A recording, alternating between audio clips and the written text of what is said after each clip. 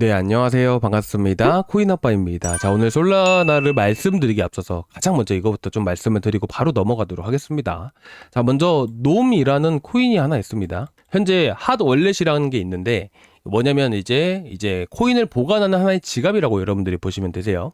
그래서 이제 빗썸에도 있고 업비트에도 있고 어느 거래소든 간에 핫 월렛이라는 게 있습니다. 근데 이 핫 월렛이 이 놈코인 전용으로 해서 하나 생성이 되었습니다. 이 생성이 됐다는 것은 무슨 말이냐면 신규 상장 가능성이 높아졌다라는 것들이에요. 그러니까 이런 경우는 여러 차례 있었고 과거 사례들에 대해서도 과거 한번 말씀을 드렸던 부분들이 있기 때문에 일단 여러분들이 혹시나도 이제 뭐 놈코인에 대해서 관심을 갖고 계신다면 한번 참고해서 보셨으면 좋겠습니다. 그래서 빗썸에서 지금 핫 월렛이 하나 만들어졌다.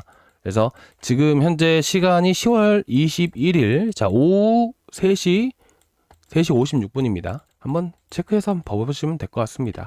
그래서 신규 상장될 수도 있는 부분들이라서 한번 참고해서 보셨으면 좋겠고요. 그리고 이제 솔라나 같은 경우에는 뭐 말씀드리겠지만 일단은 놈코인에 대해서 관심 있으신 분들 같은 경우에는 상장되기 전에 제가 한 번씩은 잡아드렸던 부분들이어서 혹시나 관심 있으신 분들은 언제든지 구독자방 남겨주시기 바라고.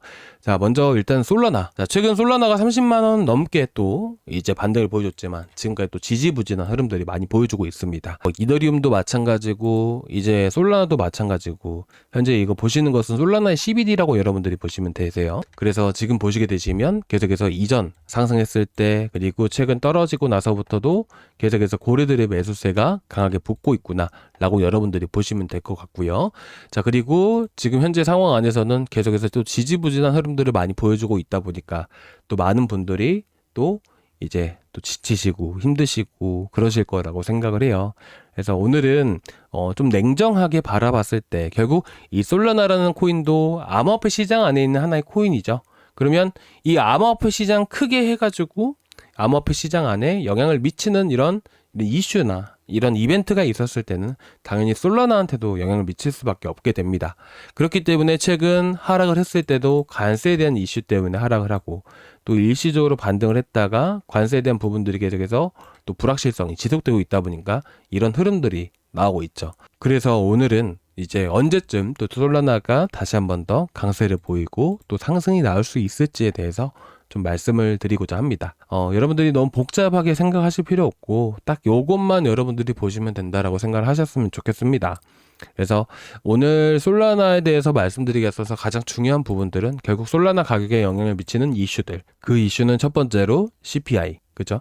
그리고 30일에 FOMC 금리 결정이 또 있게 되죠.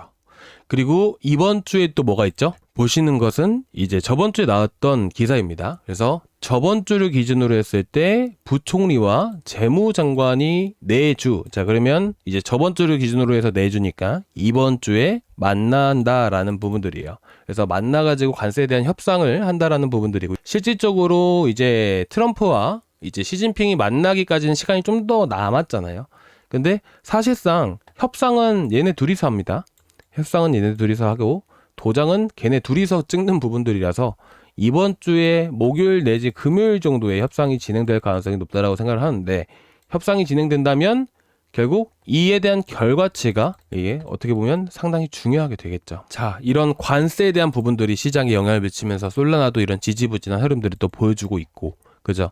그리고 나서 지금 관세에 대한 부분들이 또 이번 주 목금 정도의 협상이 예정되어 있는 상황이다 라고 보시면 되는데 그렇기 때문에 이런 불확실성이 완전하게 해소가 된 게 아니잖아요. 쉽게 말해서 지금 협상 결과가 나왔나요?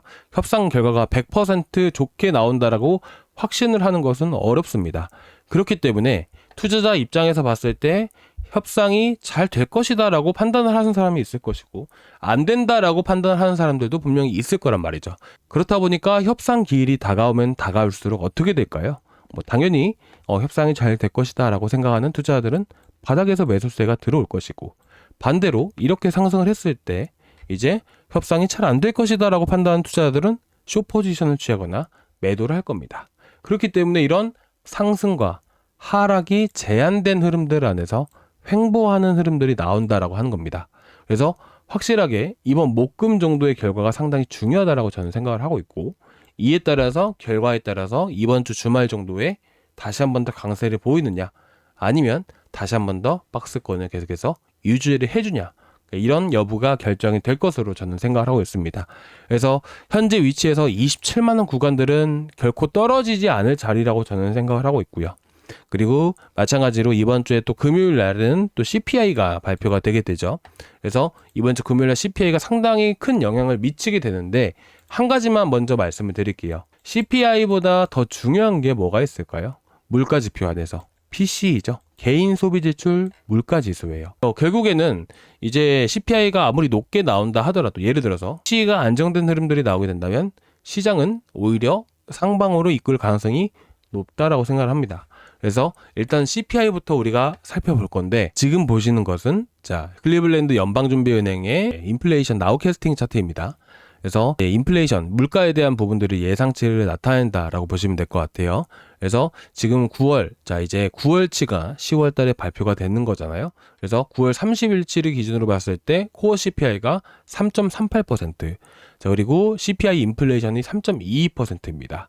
지금 전월 달에 발표를 했던, 저번 달에 발표했던 CPI 이제 결과치가 몇 %였죠?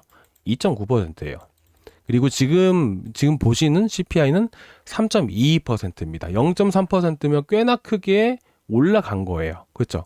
그러면 사실상 금리 인하를 하는 입장에서 물가가 계속해서 올라가는데 금리 인하를 한다는 건 어떻게 돼요?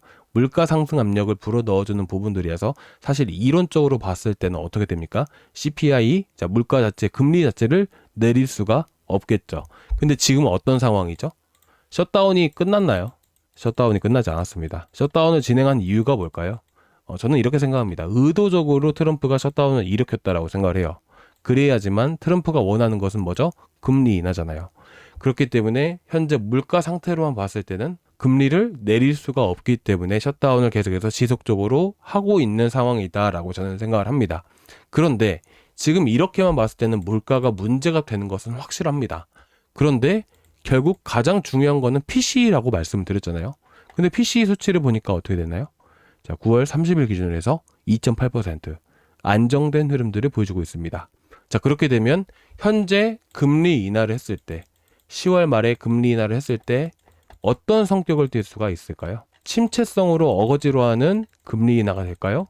아니면 현재 보험성 금리 인하에 대한 성격을 띨 수가 있을까요? 물가가 안정되기 때문에 금리를 낮춰야 된다. 경기 성장은 뚜렷해지고 있고 물가가 안정되기 때문에 기존의 금리를 낮춰야 된다는 의미로 해석될 수가 있겠죠. 그렇기 때문에 10월 말 정도에서부터 해서 금리 인하에 대한 기대감으로 다시 반등이 나올 가능성이 높다라는 거예요. 대신에 가장 중요한 거는 관세가 해결이 되어야 되죠. 관세에 대한 부분들 지금 155%까지 얘기가 나와주고 있어요. 그렇게 되면 물가는 지금 안정된 흐름들을 보이더라도 다시 치솟을 수밖에 없기 때문에 결국 CPI, PCE 이런 것들도 중요하지만 관세가 가장 먼저 해소가 되어야 되고 그 다음에 물가에 대한 부분들이 해소가 된 다음에 마지막으로 셧다운까지 해소가 되었을 때 시장은 폭발적으로 상승할 수가 있다는 것이죠. 이런 세 가지 문제를 지금 당장에서 해소가 되어야 된다는 거예요. 근데 현재 이번 주에 물가 지표 발표 그리고 이번 주에 협상 발표 여기까지만 잘 마무리가 된다면 시장은 다시 빠르게 회복이 되어줄 가능성이 높다라고 여러분들이 보시면 될 것 같습니다. 아시겠죠?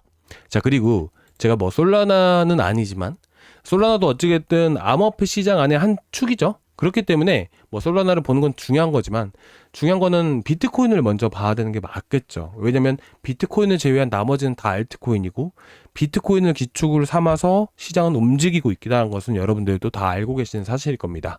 그래서 우리가 비트코인의 고리들을 보는 건데요. 지금 보시는 것은 비트파이넥스 고리입니다. 그렇죠?